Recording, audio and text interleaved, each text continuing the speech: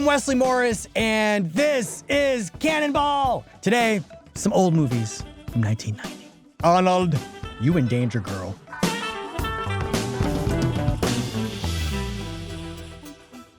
Right now, I am a critic at the New York Times, but I used to be a 14-year-old boy who loved the summer because I got to go to the movies on like a Tuesday. It's hard to overstate what an event summer movies were back in 1990, just to pick one year. Not just for America, but also for me. My favorite movie news source was Premiere Magazine, this bottle of entertainment vitamins that came in paper form. Oh, a prop. Here it is. I've got the 1990 summer movie edition, and they'd count the movies down from like 1 to 20. I would spend the whole day reading it, just thoroughly mapping out a plan of all the movies that I was going to see that summer. My mom didn't have a lot of money to send me to camp, but she would save up for me to go to the movie theater. And in the summer of 1990, a matinee ticket was about $3.50. And I stretched that $3.50 as far as it would go. I'd get my ticket for a show, and then when it was over, I would hide in the bathroom or just loiter in the lobby, and I'd wait for the movie to start, and I would just sneak in. And I was always terrified that somebody would pull me out. But you know what? Nobody ever did. You know, back then, there were so many summer movies. There was never not something to see. A sequel in 1990 still felt like a novelty rather than the law. To that end, I will spare you a whole lamentation on the state of the summer movie today. Y'all know what it looks like, but here's what I will say. This summer, the summer of 2025, the top 3 movies are Lilo and Stitch, a live-action remake of a cartoon, Superman, a brand like Kraft or Hellmann's or Sara Lee, and Jurassic World Rebirth. Let's just call it a sequel. The only hit based on an original screenplay from the summer and an original idea was Weapons, which I love. But we didn't get Weapons until 3 weeks ago. So today, as summer is drawing to a close, let's just go back to 1990. I just want to kind of think about the glory days of the summer movie for a second. My time machine co-pilot is my friend Sam Anderson. Rewatching it as a 40-something-year-old man, it just got me so excited. He's a writer for the New York Times Magazine. He's also a sensitive soul, not unlike myself, and around the same age. So he was watching the same movies that I was around the same time, and we've each picked a movie from that summer of 1990 that as teenagers helped tell us who we are and who we were at that time. And we're just gonna talk about why it was so huge for us then and what it's like to watch it now. Sam, welcome to Cannonball. So I wanna start this exercise by presenting to you the top 10 movies that came out in the summer of 1990. All right, so I'm just gonna go from the bottom up. Number 10, Presumed Innocent. Okay. Harrison Ford, did he kill that lady? Let's find out. Yep. Bird on a Wire, romantic comedy, Goldie Hawn and Mel Gibson. But it was different back then. I mean, Mel Gibson was like, not only was he sexy, he was popular. Yep. And Goldie Hawn is just, you know, like Hall of Fame, great at being who she is. Another 48 Hours. Eddie Murphy and Nick Nolte getting back together for less than you got the first time. Pretty Woman. Julia Roberts becomes a movie star. It came out in like the spring. It was not officially a summer movie, but it peaked. It blew up. After Memorial Day. Days of Thunder. Oh. Yeah. Tom Cruise racing around the track and Nicole Kidman trying to stop him from being, quote, out of control. Back to the Future Part 3. This is the only pathetic entry, but if you consider these movies a trilogy, then we're done. Because we were done. Dick Tracy. This is what passed for a comic book movie in 1990. Right. And the gimmick, this is Warren Beatty directing himself as Dick Tracy. Number 3, Die Hard 2. Watched it on home video. Didn't even bother seeing it. And what a mistake I made, by the way. Yeah. Huge mistake. Big, huge. Were you a fan of Die Hard 1? I was. Me too. I mean, perfect movie. Perfect summer movie, too, because it came from nowhere. Nobody thought it was going to make any money. And Bruce Willis was just some guy from TV, and that movie made him a movie star. What year was that? 1988. Amazing. Perfect movie. Hardest I've ever laughed when I walked out of that theater. My father, who's a very straight-laced Lutheran man, very buttoned up, he turned to us and he said, he never swore. He turned to us and he said, "Yippee-ki-yay, mother father." My mind was blown. Wow. One of the great jokes of Did you my laugh father's lifetime. or? Oh, yeah. Yeah. Anyway, yippee-ki-yay, mother father. Number 2 of the summer of 1990, Total Recall, starring Arnold Schwarzenegger as a man who thinks one thing is going on, but really something else is happening. Or maybe he already knows. Or is it? Yeah, exactly. And number 1, He says he loves you. Ghost. Sam would never say that. By the way, one of the things about Premiere Magazine that I love, I'm holding it right here. This is the summer movie issue of Premiere Magazine for 1990. And this is Arnold Schwarzenegger on the cover. What does it say? The headline is "Worth the Wet." He's in a pool under the water, and he's wearing a shirt that says "Premiere's Summer Movie Preview." It's like, think about like just the power That was a different word. that a magazine had to get the biggest movie star in the world, Arnold Schwarzenegger, to put on their magazine shirt and hang out in a water tank. Look how big this object is. That Feel you're how holding. heavy it is. Oh, I mean, that is a relic. That magazine weighs about 6 pounds. And there's a Calvin Klein Obsession ad on the back, which probably turned me into the person I am today. yeah, right. Sam is holding the page open to Mel Gibson and Goldie Hawn in the ad for Bird on a Wire. But the reason I'm pulling this out, Sam, is you opened up to the page. They would rank the top. They were predicting what the top 20 movies at the box office were going to be. Oh, wow. They didn't know because this is May. This issue comes out in May, so they're ranking their predictions of the top 20 movies. Guess what's not on that list? As you flip the Total pages. Recall is. Total Recall Dick is. Tracy, Days of Thunder. Ghost isn't on the list? Ghost isn't one of the 20 movies. Oh my God. Ghost is in the back in some other section. Things that could be good or things that could be bad. They didn't even call it. So I've given you the top 10 movies of the summer of 1990. I gave you a list of movies. You picked one of them. And I was kind of shocked. Really? I was shocked that you picked the movie you picked. Really? I did not see Total Recall as the Sam Anderson movie. That's interesting. I picked it with my whole being. Oh, shit. Okay. I was excited when I saw that movie on your list. You really were. Yeah. It was instant. It was like a no-brainer. Like your homing signal went right to Total Recall. Yeah, you kind of tried to talk me out of it multiple times, and I kept coming back to it. You kept acting like the show had to be about something else.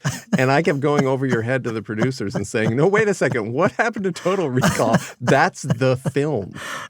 That's the American masterpiece I would like to discuss. We should say what the movie's about, right? Yeah, of course. So it stars We should educate the people. Yeah, let them know. Yeah.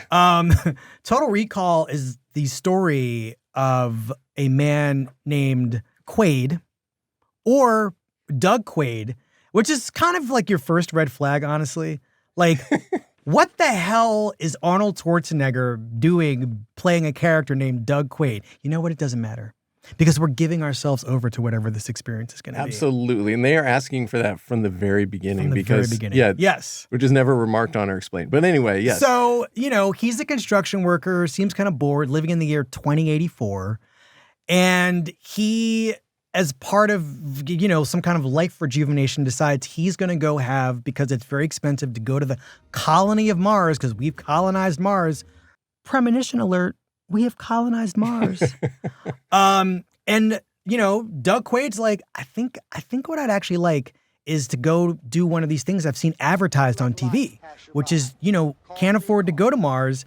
I would love to just have a memory or a fantasy of Mars installed in my brain. Yeah, well, yeah, so he's kind of a classic bored working man who yearns for something bigger with his life, and he wants to take a trip to Mars, and his wife is always just giving him trouble, saying you wouldn't like it. You would hate Mars. And so he's yearning for it. Yeah, and he sees an advertisement in the futuristic subway for this company that promises to implant memory experiences in your mind that you will not be able to tell are not real. And allegedly, you will never know the difference. They're actually more vivid and real than real memories. Staycation in your mind, but you've actually gone on the most fabulous trip. Money can a little bit buy. Credits. Yeah. 899 credits, I think it costs, which sounds pretty good. And so old Doug gets to the recall facility. He goes and sits in the chair, but before they can even do anything, all of a sudden, hell breaks loose in the lab. Right, because it turns out Douglas Quaid has got something going on up there in his mind already about Mars. Yes. This guy isn't just some construction worker who is dreaming of a better vacation life for himself. He's a freedom fighter on the colony of Mars. Right. Trying to liberate the place from these corporate vultures who are bleeding it dry. Yeah, he's been involved in some kind of espionage activity up on Mars already and was drawn to this memory place, and they discover this, and that's when like the floor falls out from under you as a viewer. Yes. And you no longer know what's real and what level you're standing on, and neither does he as a character. Right. He plunges into confusion and has to figure this out on the fly while he's being kind of hunted down by secret police, and the normal trappings of his life are dissolving all around him. So I think one thing I'm curious about is what the actual movie-going experience was like for you. Who were you in the summer of 1990? It's like the one thing I was going to say is like, why did you see it? But that's not how the movies worked back then. No. Like you just went to the movies and you're going to obviously see Total Recall. Yeah, that's like asking like, why did you choose for the sun to rise at the time it rose in your time zone? You don't. I mean, precisely. Why did you breathe the atmosphere you breathed? Because that's where I live. Yeah, so June of 1990, I am 12 years old, going on 13, turning 13 that summer. I remember getting my first baseball mitt that summer. I was just a dorky little chubby guy who liked to tell jokes with his friends, watched Saturday Night Live. Yeah. Loved like screwball comedies, like Airplane and Naked Gun and stuff like that. And loved action movies like every young American boy should. I mean, I think, we're talking about the late 20th century. I feel like the American action movie was like the great cultural product. It's at its peak. Yeah. This is the peak of the American action movie. Right, because when is Terminator? Terminator's 1984. Die Hard is 1988. Yes. Right, so of course I went to see this film. Did you see it alone? No. What happened? I wonder if anyone saw Total Recall alone in an empty theater. I saw every summer movie Where alone. were pretty you? Much. I was in Philadelphia. I Okay. saw most of the movies I saw as a kid by myself. My mother had no interest. My mother loved movies, but no interest in seeing most movies that I wanted to see. Also, she had to work. Okay, there are other options. For instance, I went with Chad, my best friend Chad. Why didn't you go with Chad? I see what you're trying to do, Sam. I did have friends. Okay. But I also just liked... A friend of mine once told me that they did not like going to the movies with me because I didn't say or do anything.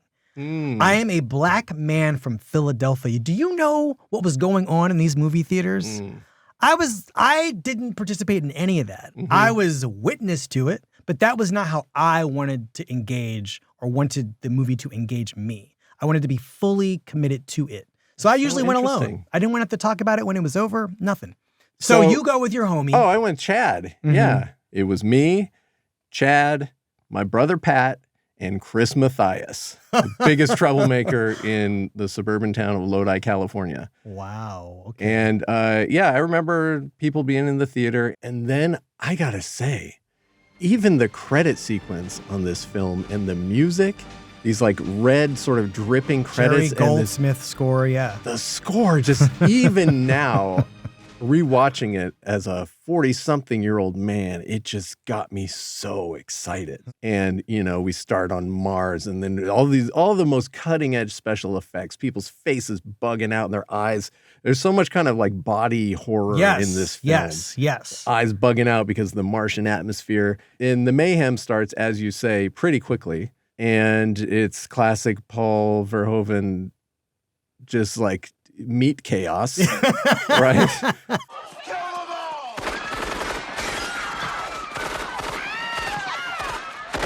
And I think we were probably screaming our heads off at just how amazing this spectacle was in every way, and how it just fulfilled all our greatest fantasies of what a film should be and what life in the future should be. Just like people getting ripped up by bullets in a way that 12-year-old me could not have been more excited. There was all that, and then there were just these iconic effects and moments that really like use those effects so beautifully. It's this incredible scene that I think holds up very well, where, you know, after he's escaped this memory implantation lab and people are after him, and he realizes he's a spy, and he has to remove what he's been told is a tracking device in his skull somewhere. Oh, yeah. Yeah, you remember this scene? Howdy, stranger. This is Hauser. He's watching a screen. He's been given a suitcase of supplies, very like Bourne Identity, sort of like, here's all the money you need and fake IDs. He's watching a screen of himself telling himself what to do. Now, whatever your name is, get ready for the big surprise. You do see levels to the acting here, because he really does play this. Yeah. I think this is his best performance. Really? I do. Shit. Wow. We can come back to this. And he's telling him, you got to take this little metal gun that I've given you and stick it up your nose until you hear a crunch. And Arnie is pushing so hard, and it crunches so loud. And then, don't worry, it's self-guiding, and these little pincers come out and pull out, and you see his face kind of warp in special effects mask mode, but it still looks so great. Yeah. And this giant, throbbing, pulsing red thing comes out of his nostril. Yeah. And cracks open, and then sure enough, it's this little metal tracking device. Yeah. Yeah. And, I mean, just what could be better? What could be better? Do you remember talking to each other during the movie? Were you guys as vociferous as the people at the Philadelphia Chestnut Hill Sam Eric Jammy Jam that I would see my movies at were? This is very interesting, because I think you and I are different people in certain ways and have had different experiences. Yes. In the United States of America. I grew up all the way on the West Coast in a very kind of suburban nowhere place. That's where I lived when I saw this film. Lodi, California, known for its dairy cows and its vineyards, and very white, very Lutheran, very rule following. So we wouldn't have been, it would have been very strange for us to be shouting at the screen, but I think we were. We were at least bouncing in our seats. We were at least, because I don't remember, honestly, I think it's the only film I've seen multiple times in the theater, because I went back. You went multiple times? Yeah, multiple times. Okay. And have no regrets about that. This was the most excited I've ever been at a film. Ever? Yeah. Wow. Yeah. Can you say more about that? Like, what hadn't you been given, and what was this movie giving you? I think it was a kind of perfect blend of truly cutting edge action stuff. So the special effects. Yes. There's an incredible scene where Arnold is wearing this giant disguise suit of a woman. This is the most famous sequence in the movie, probably. And his head kind of comes apart and comes off. And these things just looked incredible at the time. He pulls the head off of this woman's head off, and it kind of like pyramids open, essentially. Yeah. And he pulls it off, and it's Arnold in disguise. Lots of amazing effects like that. And that's what my soul was thirsty for when I went to see an action movie. The too muchness of it was exactly what we wanted as adolescent boys. And, you know, there's all these ridiculous one-liners thrown in. Now, this is the plan. Get your ass to Mars. Arnie is just strutting around, snuffing people out and saying the dumbest kind of like knockoff James Bond one-liners. You think this is the real Quaid? It is. This is another thing about the summer movie, right? Like, no matter what the movie is, it needs a catchline, right? It needs a catchphrase, something that you as a kid will be quoting for the rest of the summer. I don't know if you had one from Total Recall, but there were definitely, Consider That a Divorce was one of those things that I remember saying to other kids just at random. Sweetheart, we're married. Bang! Consider that a divorce. Consider that a divorce. Consider that a divorce. Consider that a divorce, he says. Cool as a cucumber. I mean, he was proud of that line. There was a look of utter delight. I'm also curious about whether anything else from that period was doing anything like what Total Recall was doing for you. That's a great question. You know, I think I loved Die Hard and I loved all these comedies. I think Total Recall kind of brought it all together. And the part of my brain that was curious and thoughtful and wanted to think a little bit more sophisticated thoughts, like it was this mind-bending sci-fi premise, that was in there too. So it was kind of everything in one movie. But I'm also curious about what or whether or not the sexual dimensions were occurring to you, right? Because this movie is also, I mean, it's just it's sexual, right? Like there's the marriage between Sharon Stone and Arnold Schwarzenegger, which is really a sexual relationship once you find out what's going on there. Right. He's in love with what I'm going to describe as a fantasy woman in Rachel Tickerton, who turns out to be real and then mad at him for fantasizing about Sharon Stone, who is mad at him for fantasizing about Rachel Tickerton. Right. Right? He's got Betty and Veronica, the blonde and the brunette, both very appealing people, played by good actors, especially Sharon Stone's later scenes in this movie. She's very good in those, auditioning basically to work with Verhoeven again on Basic Instinct.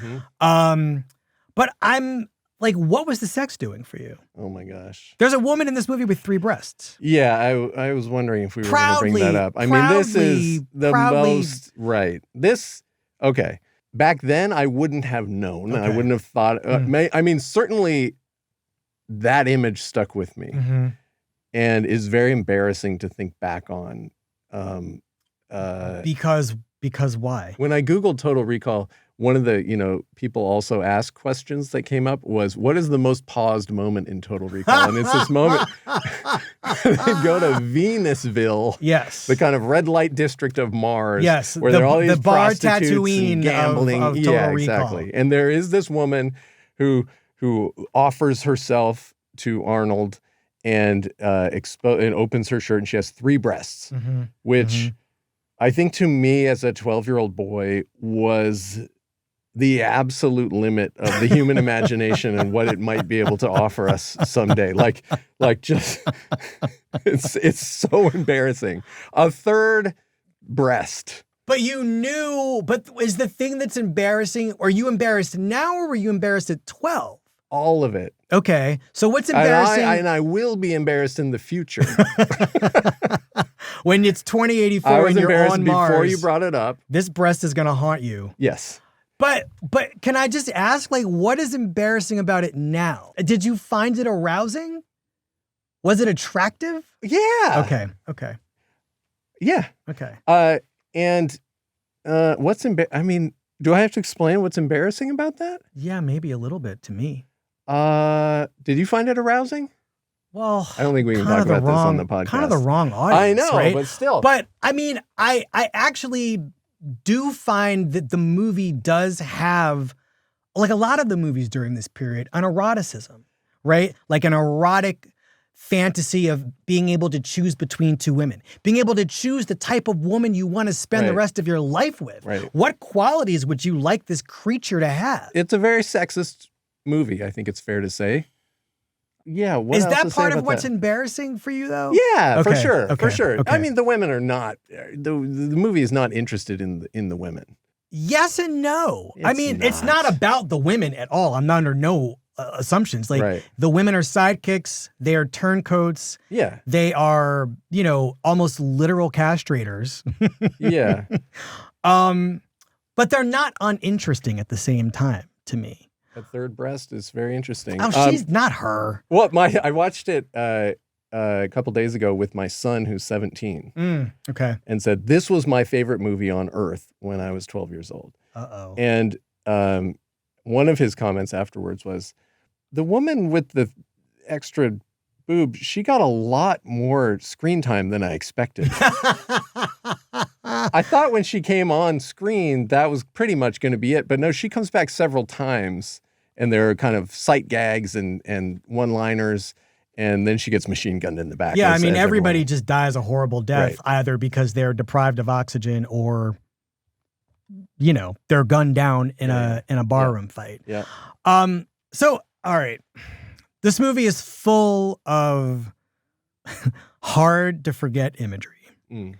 I am curious if there is a sequence or image or moment from this movie that is just lodged in your brain and living there forever, either as 13-year-old you or like you went back and watched it and remembered something that you'd forgotten meant something to 13-year-old. Mm-hmm. It was this moment where Arnold is being chased through the subway up an escalator, and the sequence. machine gun fire is just, it's like people must be breathing machine gun bullets because that's just filling the air. And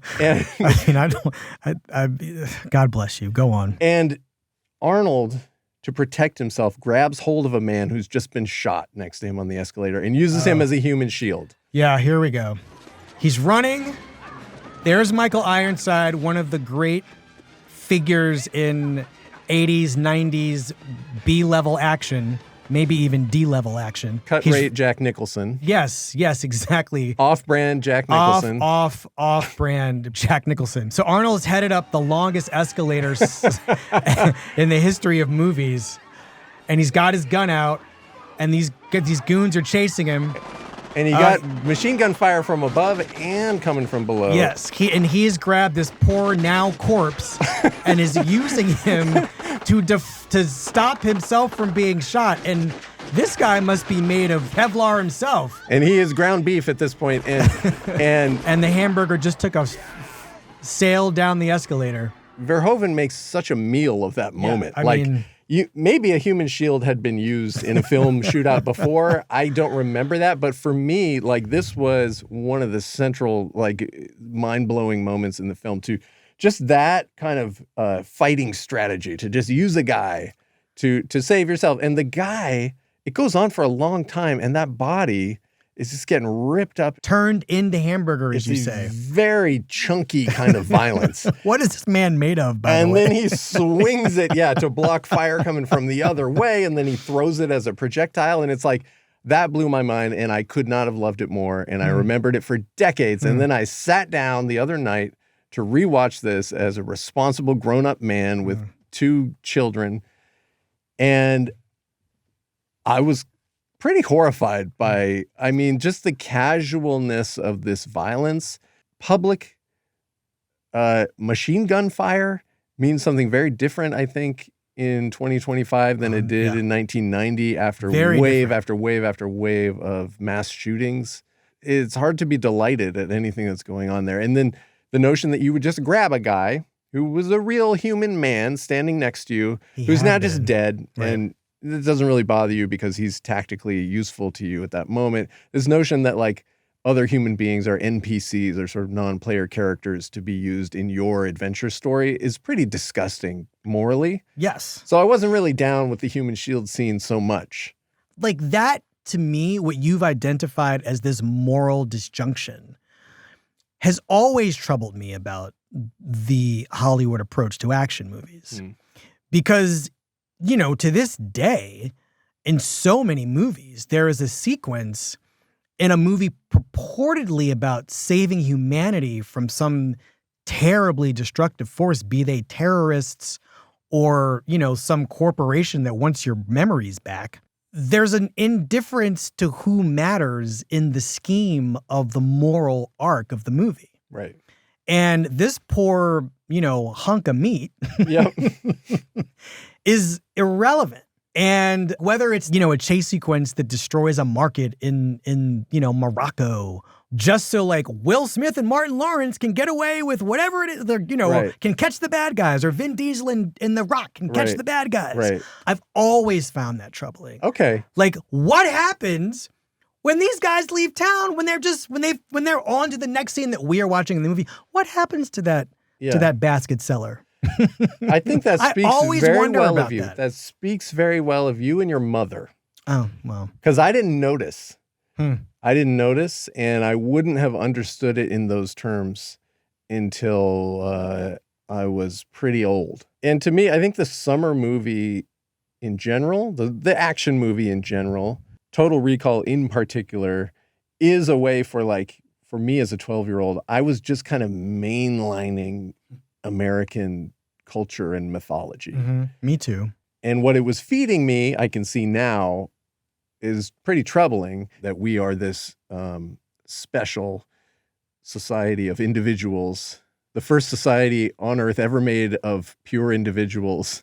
And we're not that worried about this collective because that smacks of communism or whatever. So there's this tension between, the community and the individual. And in an action movie, you have kind of the apotheosis. You have kind of the pinnacle of that worldview as if it is real, when it's so ridiculously unreal. I mean, the social dynamics, I would love to watch a movie actually about that man on the escalator who turns into the human shield, leading his life, his whole day, just like a character study. Yes. No, what was he born in 2054? We want to go all the way back. I want just a coming of age story about this man and the job he got and the incredible day he was about to have, and then he gets ripped up and thrown. This is me in the Moroccan basket. Yeah.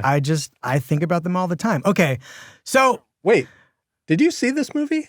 I did. In the theater. You saw it alone in a theater. I did. And what was your response? I was really looking forward to spending more time with Sharon Stone, honestly. I mean, just as a moviegoer. Wow. Arnold Schwarzenegger didn't really do it for me. And I think that my mediocre experience at Total Recall made me not interested in any other action movie that was coming out that summer. Wow. I will tell you what I was truly interested in. Yeah. If you're curious to know what my Total Recall was of 1990. Yeah. The summer of 1990. Yeah. The movie I saw 3 times. I mentioned it earlier, but it was Ghost. I can't believe it was Ghost. I did. I saw that movie 3 times. I'm not lying. 3 times? I did. I saw it 3 times. Did you see it 3 times on the same day? No. Okay. I'm not. No, I one of the pleasures of the summer movie going experience for me was, I was sneaking into these movies. And so I had a plan, but sometimes I'd get greedy and I would go into other movies that I'd already seen because I just missed them. And Ghost was one of those movies I just really enjoyed. Who was Wesley Morris in the summer of 1990? I would have been not working, home from school, really, really excited to just be able to go out in the city. And I'm from Philadelphia. I lived in Philadelphia, and I was permitted to leave the house and do my business. And would you wander far and wide, or were you were going to the theater and you were spending hours there? No. I was basically a preteen, teenage flaneur. I would just roam the streets of Philadelphia, just walking. Mostly downtown, but I walked around my neighborhood. Okay. I loved walking around the mall. I loved watching people. I loved studying how people behaved, what they wore. Okay, so you're walking around Philadelphia just inhaling the universe into your consciousness, and then you go into the theater and sit in the dark and inhale this kind of the cinematic universe that 1990 is making available to you. Yes. And Ghost is the film that leaps out and really touches you. What was your experience of seeing Ghost? Once I got wind of the fact that Ghost was coming, because Ghost had a really, really sexy poster. Yeah. And it's the poster, if memory serves, is Demi Moore and Patrick Swayze in a kind of overlit embrace. Right. So you see a movie poster with these 2 actors bathed in a heavenly light about to embrace. But that's not what it was for me, Sam. No? No. It was Whoopi Goldberg. I'm like, what is this? What is my favorite actor doing? Your favorite actor? Oh, yeah. She was definitely, by 1990, she would have been in The Color Purple, one of a Wesley Morris sleeper called Burglar, Jumpin' Jack Flash, and a movie nobody saw called The Telephone. I think it went straight to VHS. And Fatal Beauty. She interestingly, is not on the poster. Definitely not on the poster. But that's Whoopi is your main. I am going to see Whoopi Goldberg perform. Molly, you in danger, girl. Demi Moore is interesting to me. She's a cable movie person or a cable TV person to me. Like, I just know her from movies on cable. And Swayze, Dirty Dancing, very attracted. Let's go. I'll do it. And so I go on the opening Saturday, and it's the first movie I see, and I'm automatically in when you get this trick of the opening tracking shot around like what looks like a dusty basement. Yep. And spooky. It's a spooky opening. Yes, you think a movie called Ghost. There must be something. There must be a ghost in this basement area, or like there's some light. So I don't know how it registered to me, but definitely a scary space. Mm-hmm. And you're getting the credits. The screen is black, and then all of a sudden, the ceiling is broken, and light comes through it, and you're watching Demi Moore, Tony Goldwyn, and Patrick Swayze discover that this property they bought has a whole other floor or something. I don't know what the real estate deal is here. We could do a whole separate episode on the real estate in this film. This is really deep. Anyway, I really, what I was responding to in this movie, I thought at first was this love story between this man and this woman. He gets murdered and she is left to pick up the pieces, but he has a moment where it looks like heaven is coming to him. And then all of a sudden it's like, never mind. We'll come for you later. Right. There's a shaft of light with little twinkling fireflies fluttering down. The special effects in this movie suck. They look so bad today. Total Recall looks amazing still, and these look But do you know why? Awful. Because the Total Recall effects are done in camera. Right. They're not doing a lot of post-production work on the effects in Total Recall. Right. All the effects in this movie, because he's like, the effects here are, can Patrick Swayze walk through this door? Can this hospital attendant push this gurney through Patrick Swayze? You got to do that. You got to fake that. Right. Anyway, yes, you're right. He does not accept the shaft of heavenly light. He turns back and stays in the world with the rest of the living, but he's a ghost. And he comes to understand that something weird might be happening with his death. He doesn't know exactly what it is, but there's something fishy going on. And he is wandering the streets, kind of miserable that maybe Molly, the Demi Moore character, is moving on without him. And one day he's in Brooklyn, and what he hears is gospel music on the street. And he is somehow, as this ghost, responding to gospel music. There is a black woman singing, and he's like, yes, I am going to catch the spirit.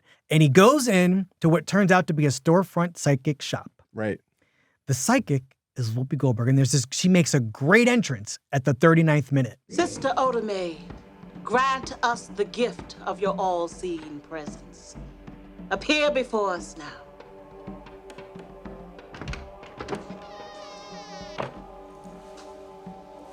Mrs. Santiago? Yes, the entire movie changes when she comes in.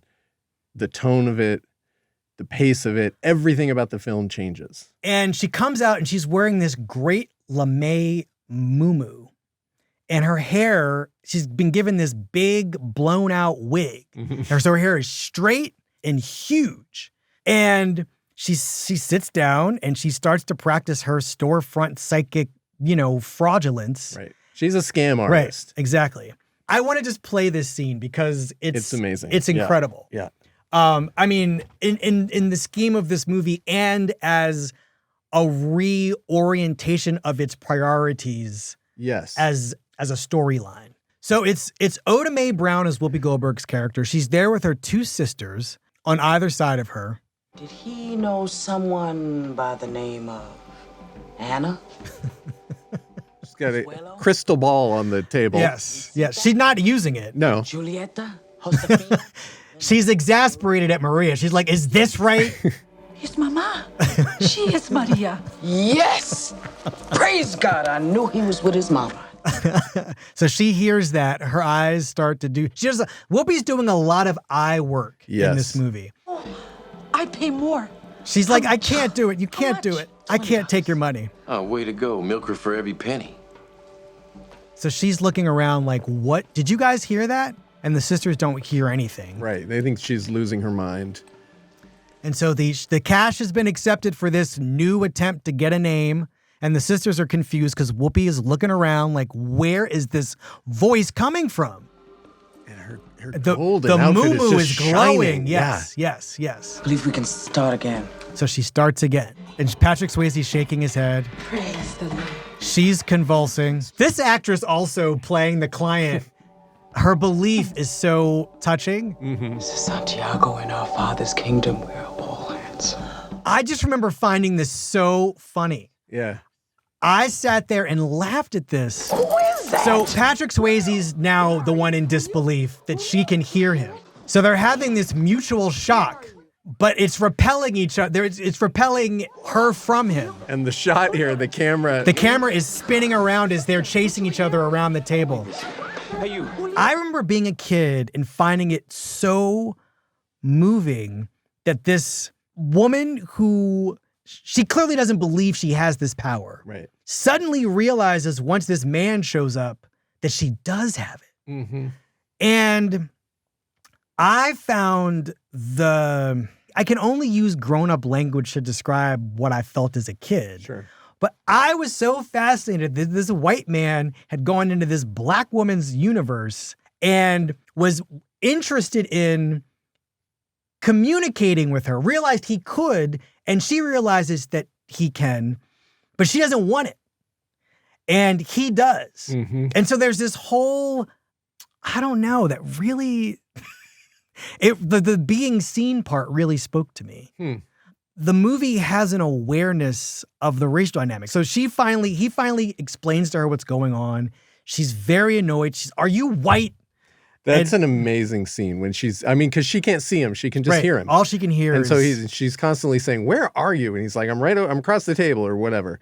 And at a certain point, she's like, "Are you white?" Yeah. Like, he doesn't answer, by the way. Does he not? He does not say, "Yes, I am." He just is like, "Oh God, what is going on here?" And then she's like, "Why me?" Right. Yeah. Yes. No, there's a very interesting racial dynamic. And then you get this kind of, this white man who needs her for something and needs her body. Her whole self. Needs her body. He doesn't have one, and he needs her body to go around the city and solve this mystery for him. And they become this kind of odd couple of detectives. Now listen, I need to be 14 here. I don't want to be this age. Okay. I only kind of want to talk about this movie. Well, that's not how this as works. As a 14-year-old. I had to do Total Recall as a grown-up man.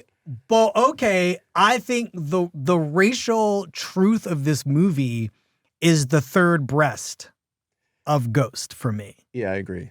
I love nothing more than thinking about young Wesley in 1990. And so you're sitting, get you some help. You're on the edge of your seat and you're watching this film and you watch it and you're processing all these complicated things. And then you decide you have to go back. And then you decide you have to go back again. Why? What was it about this? Do you think this is a great film? No. So what was it that drew you in? I think it's been clear so far that the greatness of the movie doesn't matter with summer movies. It's not important. Right.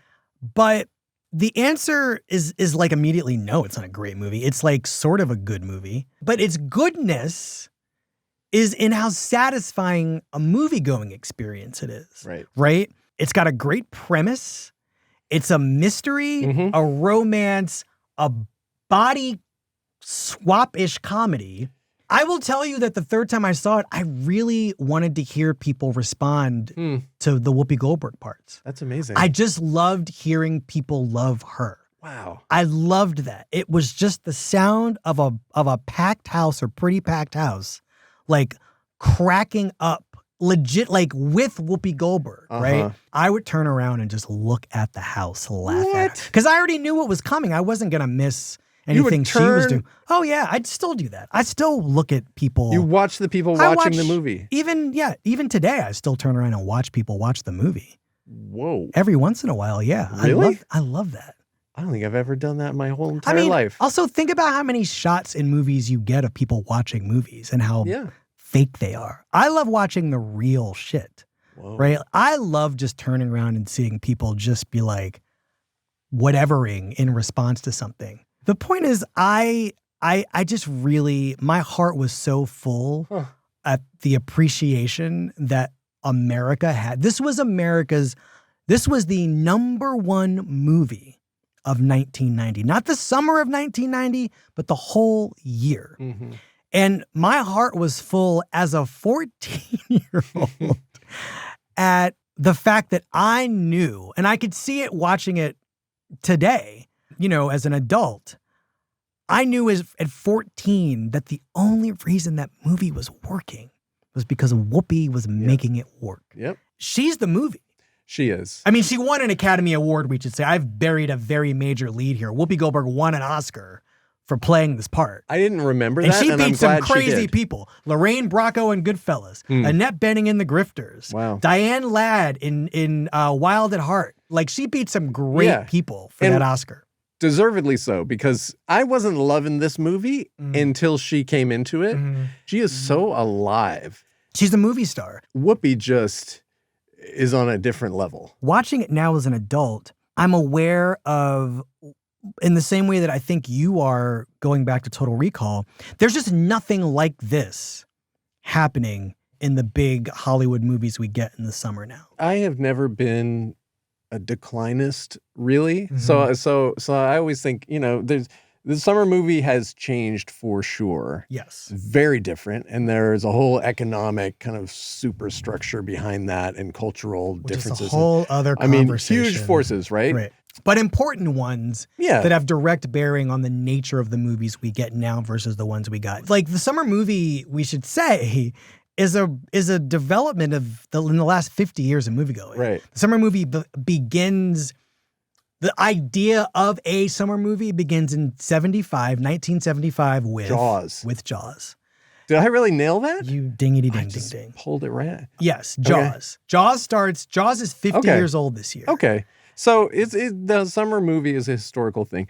People, no doubt, were saying from 1975 on, certainly in 1990, looking at the slate of summer movies coming out that year and saying, this is garbage and humanity is dying. And the people the young kids in Philadelphia and Lodi, California, watching this slop are being spiritually diminished in a way they will have no idea about, right? I mean, people have always said these things. So.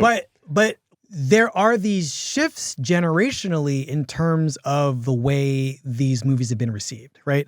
Jaws, the biggest movie of 75, right? Like a world-conquering, paradigm-shifting entertainment idea in 75, setting aside like the actual brilliance of Steven Spielberg's filmmaking in the movie itself. Right. Just what it signified for the industry was received as a death knell.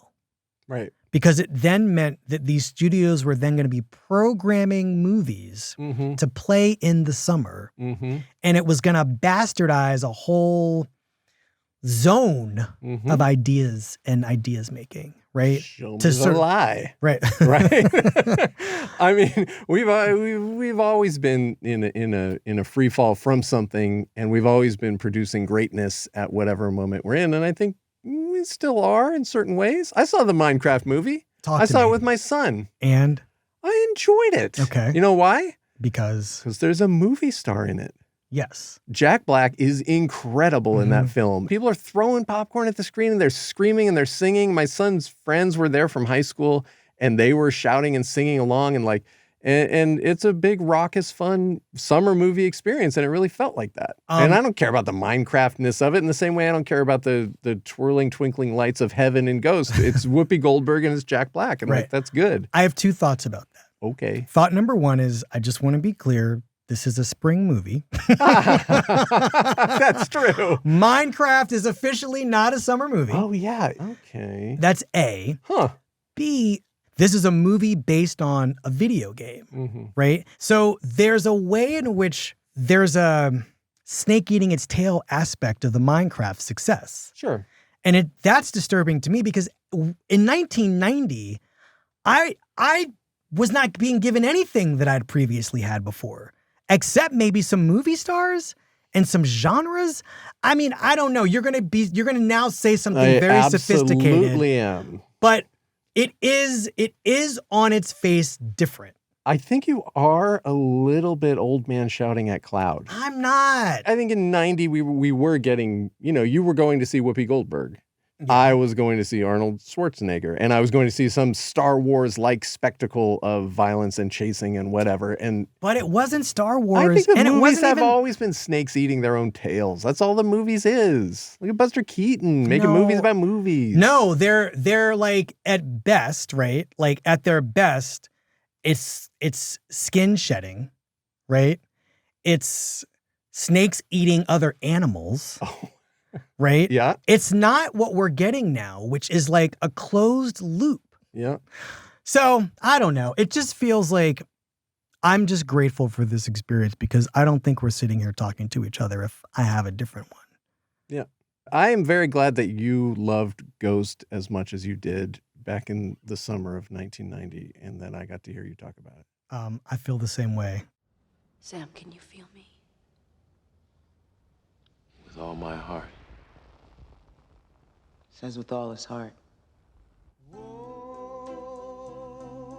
Oh, my love. My darling. Oh, my God. Yeah? I hunger for your touch. Keep going. Yeah. Okay, Sam. Thank you for coming to talk to me. Thanks for having me. I got so excited when you sent me that list of 1990 movies. You responded immediately. Yeah, that usually doesn't happen. But I saw Total Recall on that list, and then I forced you to talk about it. Thanks. Thanks for having me on. Of course. Yeah. Consider that a divorce. I don't want a divorce, you, Sam. I'll see you at the party. I'll see you at the party.